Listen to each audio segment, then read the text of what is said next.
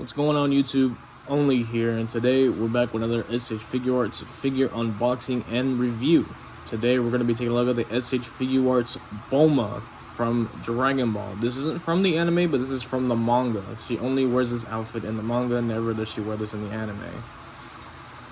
This is from a second-hand owner. It is missing one accessory, which is the Uzi. So let's just pretend it doesn't come with the Uzi, pretty much. Let's just pretend it has the Uzi.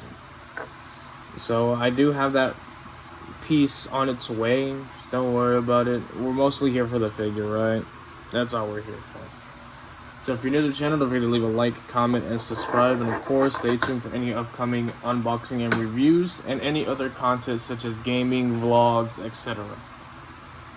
So like with all my figure reviews, we're going to go ahead and take a look at the box art front and back. We're going to take a deep dive of the figure's articulation, scale, paint, and detail. And I'll give my overall thoughts and review on this figure out of a scale of 1 to 10. So let's go ahead and do the breakdown of the box, right? So right here we have an open window of the figure. We have SH Figuarts, says Bulma on the side. Here we have the QC sticker right here to let you know it's an official product. Dragon Ball, Tamashii Nations, the Tamashii Nations logo. Bandai, Funimation, Toei animation sticker, and of course the ages 15 and up choking hazard warning. Here we have some production shots of the figure right here. Here we have the open window with some accessories being visible. Side of this box, it just says Bulma SH Figuarts. And on the side of the box, we have some more production photos right here. Pretty cool.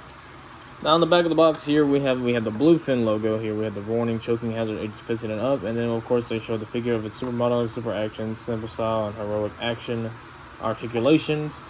And of course we have some more product shots of the figure itself in various poses with all the accessories she's including. So with that, we're going to go ahead and get her out of the box, and we can go ahead and take a look at what all she includes. Alright, so we have all the accessories laid out right here in front of us, and she does come with an array of accessories. Of course, one key one that I really wanted with this figure was the Uzi, but that's how I was able to get it for a cheaper price than what she usually goes for. But don't worry, that Uzi is coming in soon. It won't be in the review, but let's just say it's like a little small gun about that big, and it's made out of a soft plastic, pretty much soft black plastic with some gray metallic painting on it. That's all it is.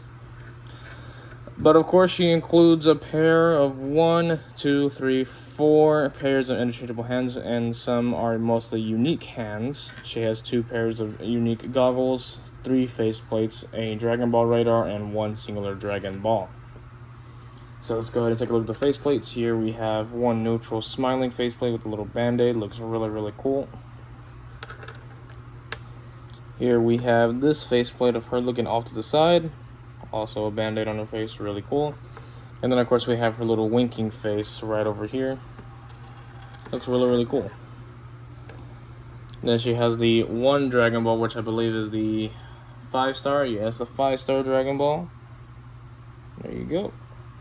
I'll put that right here. And then of course she has the Dragon Ball radar, which is just green and white paint with a black lining grid all over it. Really kind of hard to see, but there's like black lines all on the retro radar. Kind of cool. And then of course she has 2 unique goggles if you want around her neck. I'm probably going to put these around her neck, these little snowboarding type goggles. And then of course she has these goggles, which have a translucent paint. These are painted on visor, and then these are just a translucent. So you can see like my finger going through. You can see stuff going through the actual lens, so it's actually translucent, so you can see it right through these goggles rather than these are painted. But I'm probably going to keep these for her. Really cool looking pair of goggles. And as hands go, we have, I believe, a pair of fisted hands, if I'm not mistaken. Unless I might be wrong, it's only one hand that's a fist.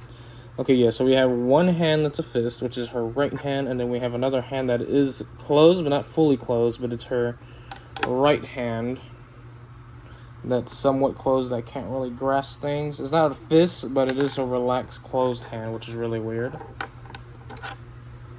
Then of course we have this one open hand on this hand, which can like hold her hip or hold her gun, all that good stuff. We do have a pair of pointing fingers. We have this one that's pointing like this, and then we have this one that's mostly like a trigger finger to hold things, so that's pretty interesting. an actual one unique pair of hands, which is an actual pair of hands, are these open relaxed hands. This is the only true pair of hands that is included in here. Then we have this one open hand right here that's like saying hi or halt. Pretty cool. And then we have one open hand that can grasp the thing, so that's pretty cool. So now we can go ahead and get these accessories out of the way, and we can go ahead and compare her and get her actual height of what the figure's height is. So on my guessing estimate should be about 4.2 inches. Just shy, actually, unless she might be just 5 inches tall. The top of the hair is 5 inches, and then to the top of the hairline, you're looking at 4.6 inches tall. That's gonna give you about 13 centimeters tall to the top of the hair, and to the top of the hairline, a little over 12 centimeters tall. So that's pretty cool. And we can go ahead and compare it to other SH Figuart characters from around the different timelines. So starting with Saiyan Raised on Earth Goku, they work really well in height. Pretty cool. And of course we have my personal favorite minifigure of the time right now is Daima Goku, which works really well because this should be the appropriate height for Dragon Ball Goku, but Dragon Ball Goku's like up here standing, which is really weird. This is like the best iteration of the short Goku we have now.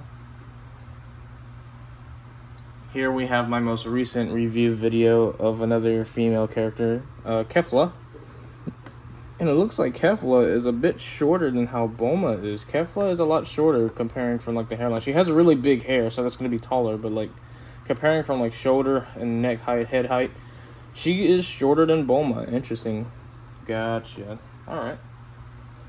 And then lastly, we're going to go ahead and put Saiyan Saga Vegeta next to Bulma. There you go. They work really well height-wise.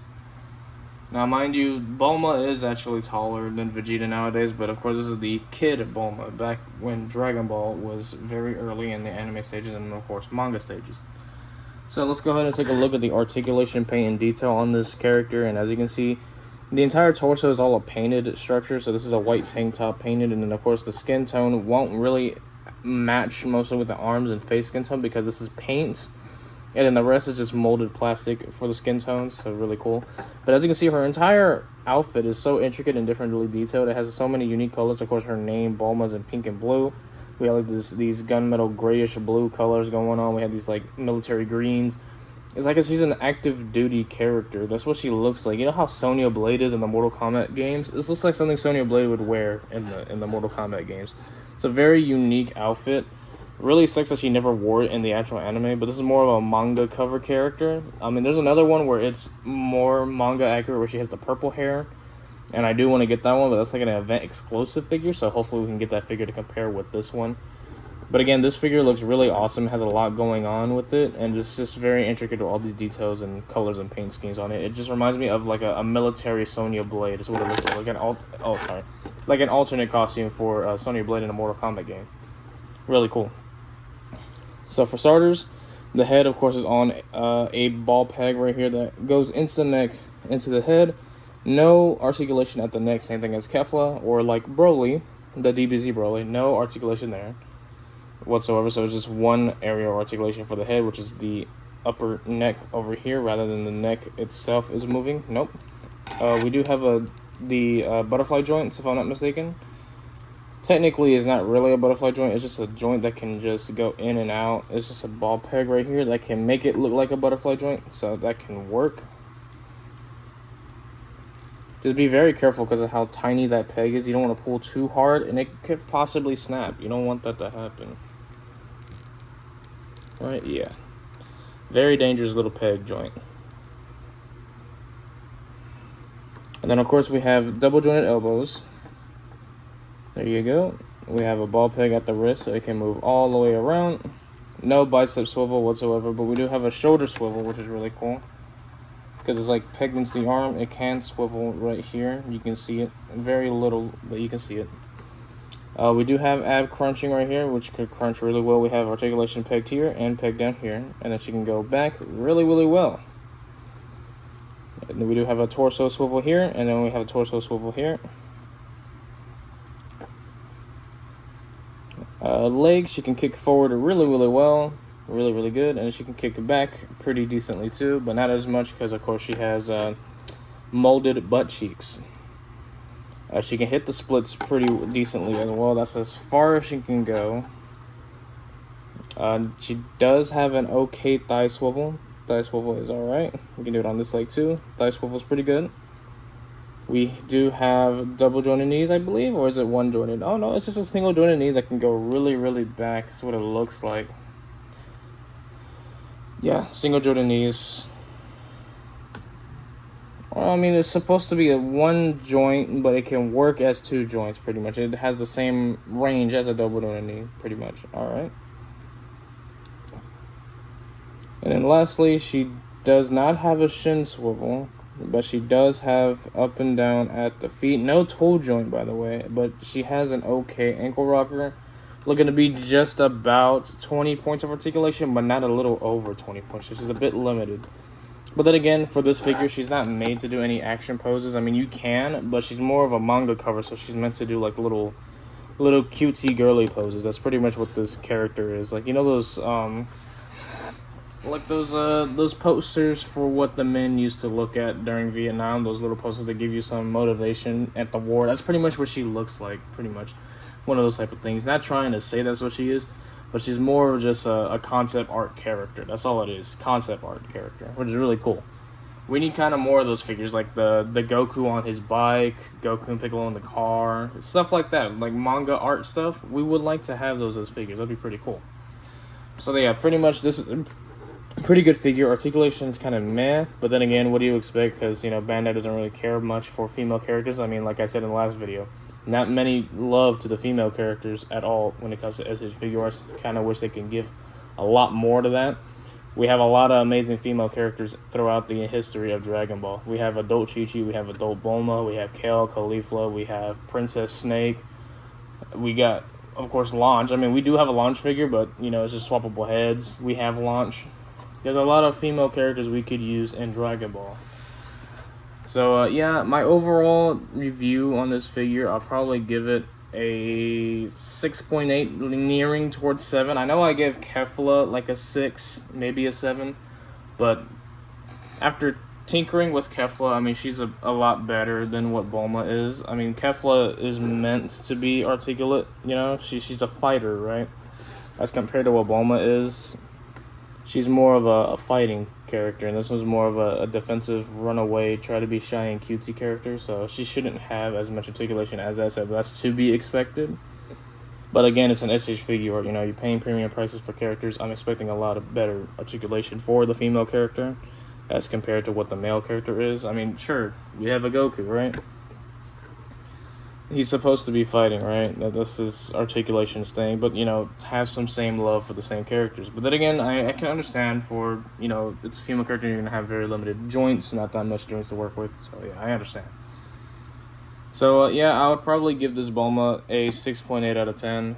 The articulation's a bit meh, but again, it's a very awesome figure. The colors and the array of this outfit is really capturing the manga concept art.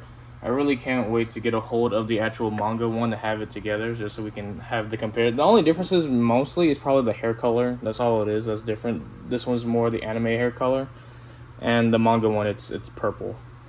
I could be wrong that there might be more differences with the outfit colors, but that's the only differences that I know for sure between the two.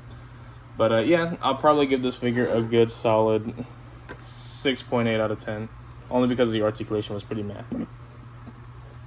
Thank you guys for watching and tuning in. Hopefully I'll see you guys on the next one, that I have some more figures to review for you guys, and I have some ideas for gaming videos, and of course I do have some vlog ideas. I just need to get a really better camera that can handle such things. I'm still trying to get stuff together. But yeah, I'll see you guys in the next one. This has been Only signing out. Peace out.